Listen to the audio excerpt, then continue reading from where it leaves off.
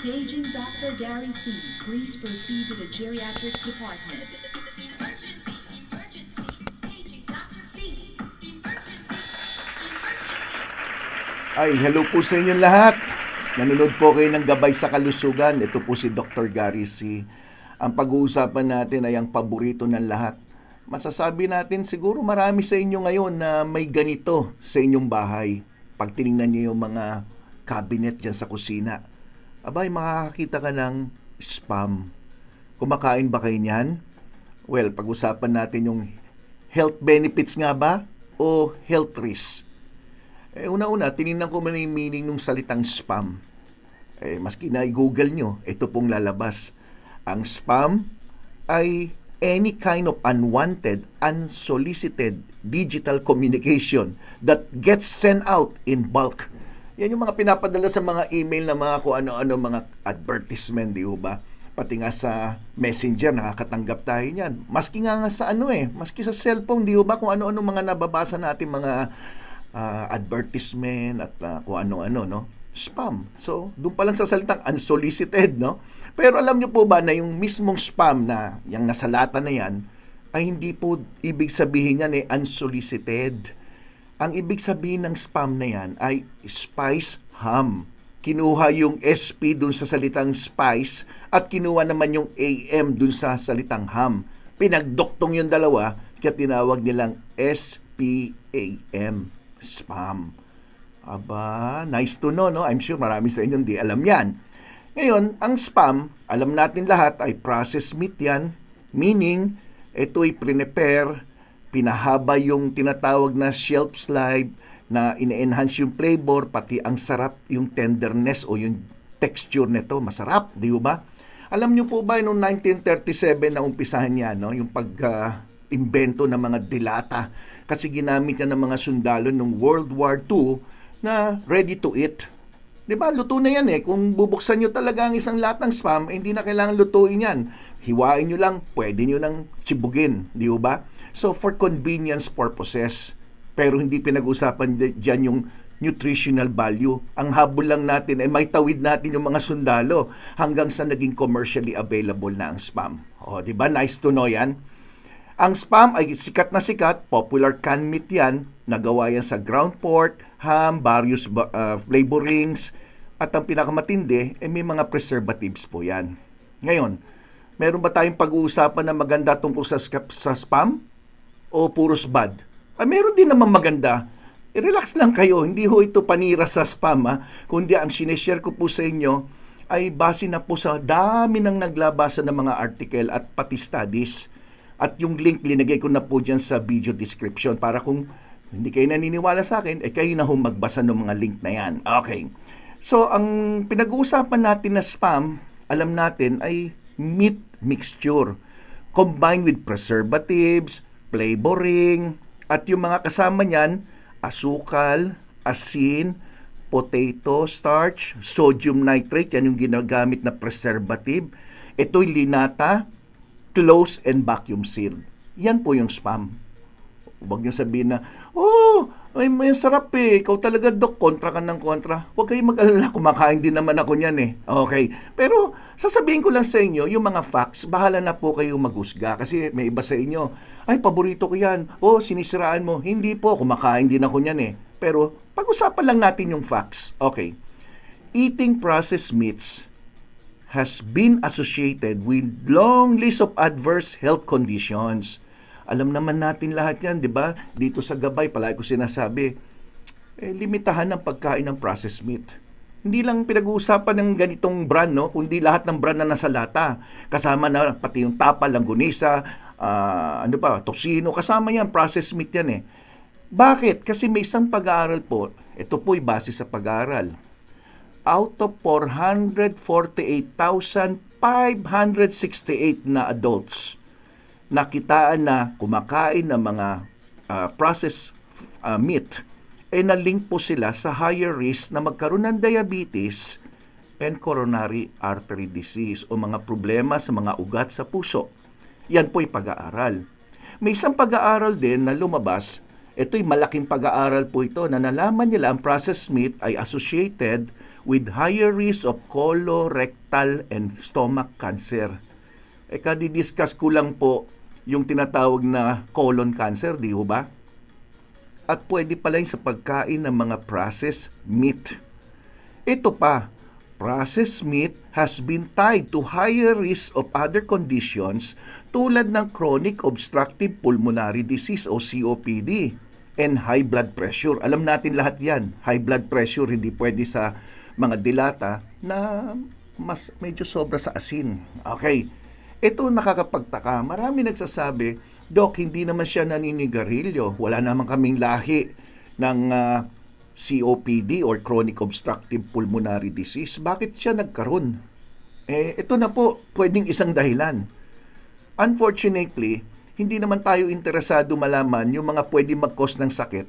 Pero pag may sakit na tayo, gusto natin malaman bakit tayo nagkasakit. Ganyan ang totoong buhay, di ho ba? Ngayon, ang spam, it contains sodium nitrate. Ngayon, papaliwanag ko lang sa inyo kung ano itong sodium nitrate. Ang sodium nitrate ay hindi yung ordinary lang na salt, no?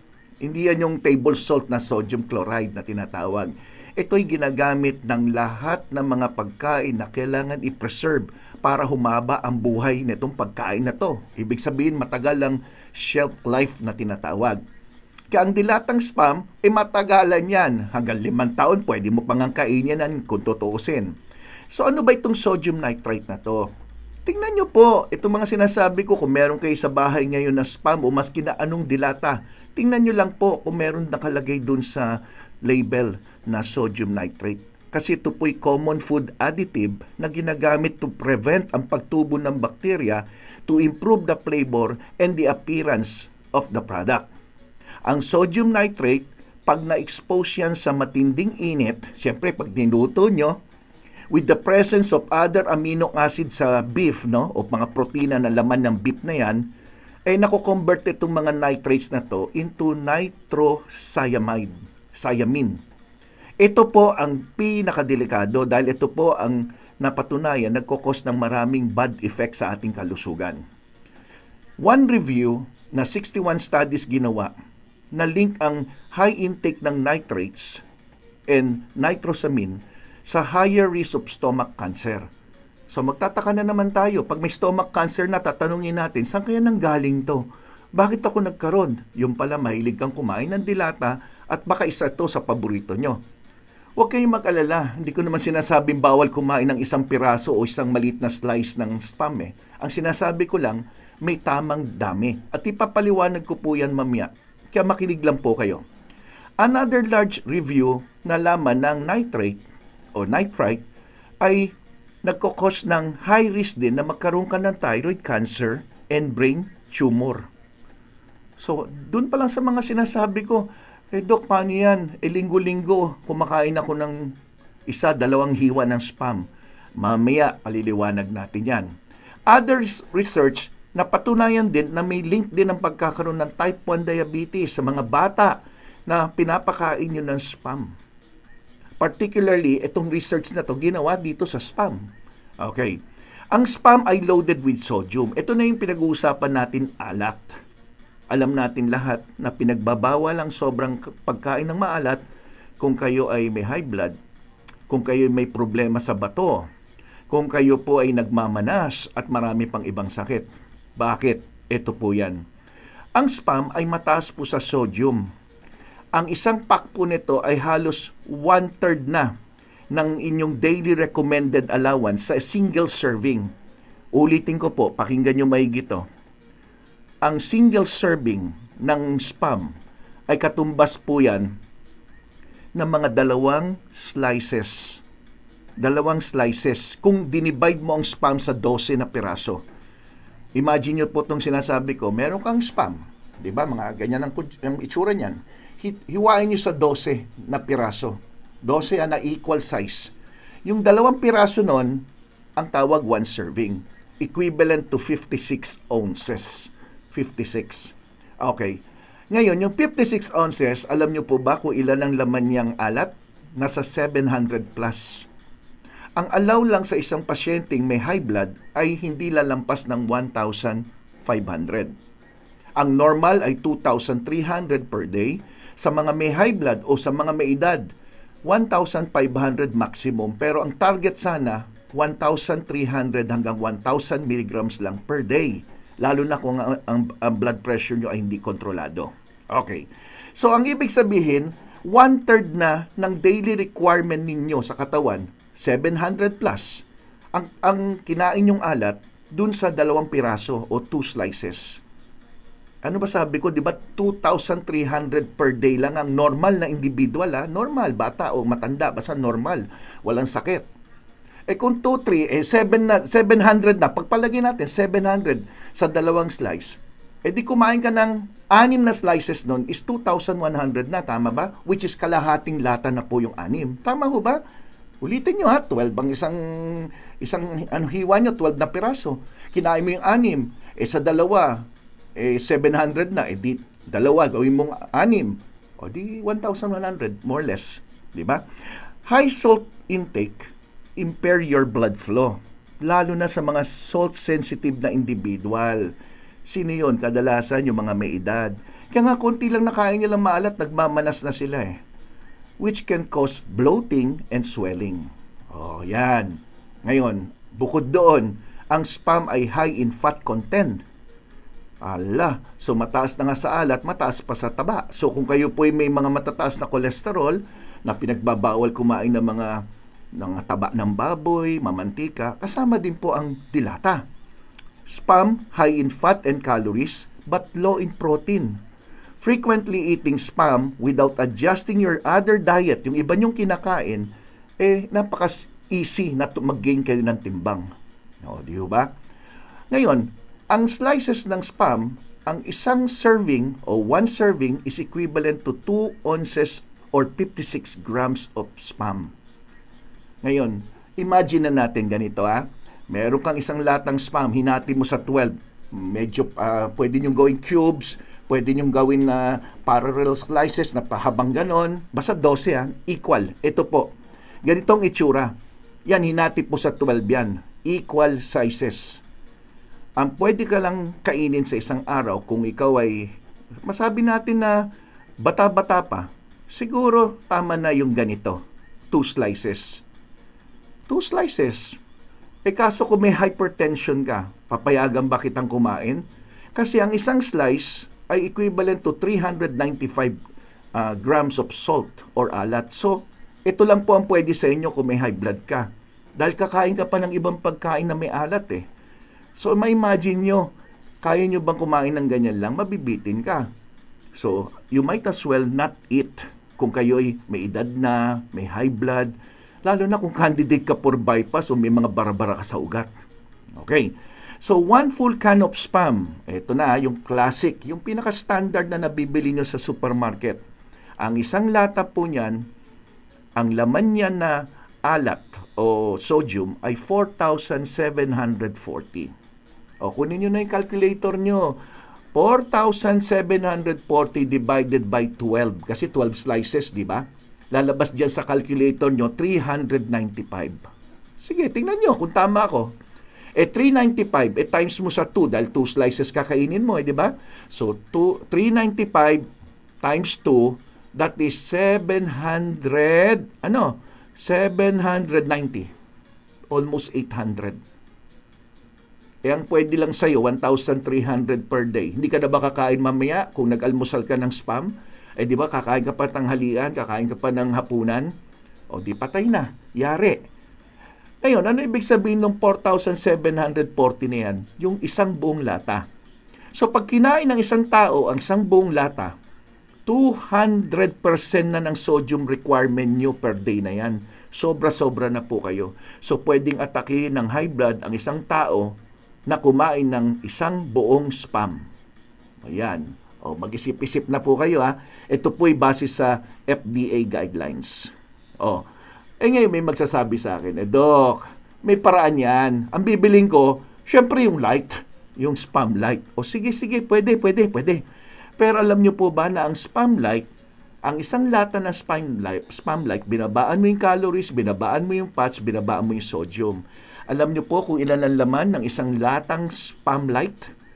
Kung 4,740 dun sa regular, sa Spam Light, 3,480. Eh di mataas pa rin.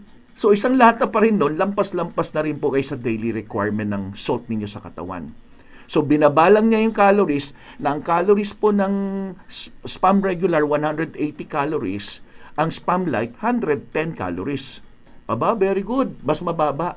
So kung kakain ka ng Spam Light, pero 1 to 2 servings lang, o 1 servings which is 2 slices, mas healthier yan kung tutuusin. Pero still, hindi ko pa rin encourage. Bakit? Spam Light is positioned as a healthier alternative. Ang tanong, healthy nga ba? Compare mo sa Spam Classic? Hindi eh. Bagamat mas mababa yung calories, mas mababa yung sodium, mas mababa yung fat, still, hindi pa rin pwede kung kayo po'y may mga sakit na pinaglilimitahan ng pagkain ng maalat. The daily limit set by nutrition experts in the US is 2,300 milligrams lang per day for people age 14 and above. So kung edad nyo 14 pataas, 2,300 milligrams lang ang pwede kang kainin na alat sa isang araw. So bahala na kayo mag-compute kung matigas ulo nyo, ha? An ideal limit of no more than 1,500 per day for most adult, lalo na kung kayo may alta presyon. Ngayon, paano i-compute ngayon yung salt? Kumbaga, babasin natin sa kutsarita. Okay, ito po yan. Salt versus sodium equivalent. Kasi tawag nyo table salt, pero equivalent yan sa salitang sodium. Ganito po yan. Para hindi kayo mahirapan, ang isang kutsaritang teaspoon o isang 1/4 teaspoon ng salt ay equivalent to 575 milligrams of sodium. Ang 1/2 teaspoon of salt equivalent to 1,150 milligrams of sodium. Ang 3/4 teaspoon of salt ay equivalent to 1,725 milligrams of sodium. At ito po, pakinggan nyo, 1 teaspoon, isang kutsaritang asin, okay? Katumbas ng 2,300 milligrams of sodium. Sa madaling salita, ang isang healthy na tao, pwede kang kumain sa buong araw ng isang kutsaritang asin lamang. Eh kung kayo po'y may bagong na hilaw at meron kayong asin, sa tingin nyo po ba isang kutsaritang asin lang ang nagagamit nyo?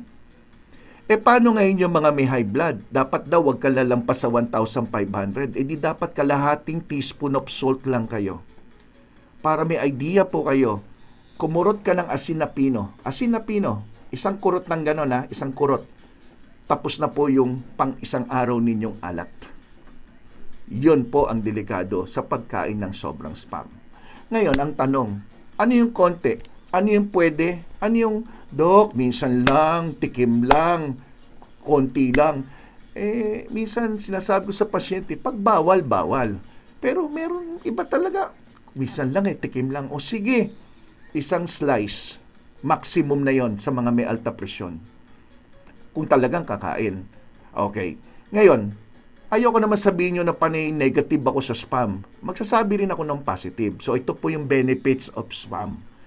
Ay, nako yan. Interesado na kayo dyan. I'm sure. Benefits Okay.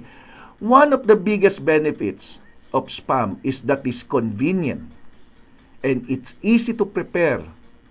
In short, yan yung pinaka-benefit lang niya. Aba, hindi ka na magluluto, hindi ka na mamamalengke, nandyan na, ready to eat na. Kung ayaw mo nga lutuin, kung talagang nagmamadali ka, doon mismo sa lata, buksan mo, kainin mo. Makikita nyo may mga sebo-sebo. Okay. Pero pwede kainin kung tutusin, kung wala ka ng choice. Katulad ng mga sundalo nung panahon ng World War II, yan ang baon nila. Doon na uso nga mga canned goods Okay. Yun ang isa. Pangalawa, siyempre, ang dilata na ganyan, mahabang shelf life or stable yung shelf life. So, maski na 5 taon nandyan, as long as nando sa lugar naman na hindi siya maiinitan or whatever, pwede naman makatulong yan na mabilisan, stable na pagkain. At siyempre, yung iba nga sinasabi, walang choice. Sige, pwede naman kung tutuusin. Very simple to stock it up kung may panahon ng bagyo, isang buwan man lang bumagyo, meron ka sa bahay. Yan yung mga advantage. So, spam, convenient, shelf-stable, highly versatile, and can be added to other dishes. So, may mga iba nagluluto ng mga parang fish cake. Nilalagyan nila ng kimchi, nilalagyan nila ng konting slices ng spam. Okay din, pwede rin naman. O kaya, meron ako nakikitang yung mga, ano ba tawag niyo, mga Japanese food, spam nakalagay, nakabalot ng seaweeds. Pwede rin, no? Variety, kumbaga. Pwede naman, pero wag niyo dadalasan. At kung ikaw naman may alta presyon, mabuti na yung mag-ingat tayo. Okay? Sana may na-share po ko sa inyo, ha? At sa mga hindi pa ho nakasubscribe, Gabay sa Kalusugan, Dr. Gary C., mag-subscribe, i-thumbs up niyo yung video pag nagustuhan niyo at mag-iHeart GSK. Sa mga nagtatanong ng aking clinic address, ito po. Ang pangalan ng aking clinic, The Life Extension Center for Health and Wellness. Matatagpuan sa 3rd floor ng Belkens Tower, 127 Malacas Street, Central Diliman, Quezon City. Nasa likod lang ng Philippine Heart Center. Ang contact numbers ay 8911-1314 o sa cellphone number na 0917-577-7675. Please, pagpupunta po kayo for consultation, tumawag mo na kasi limited lang po yung aking tinitingnan kada araw para mabigyan ko ng sapat na panahon ng bawat pasyente. Okay? Maraming salamat sa lahat ng nanood. Ako po si Dr. Gary C., ang inyong Gabay sa Kalusugan. Bye-bye!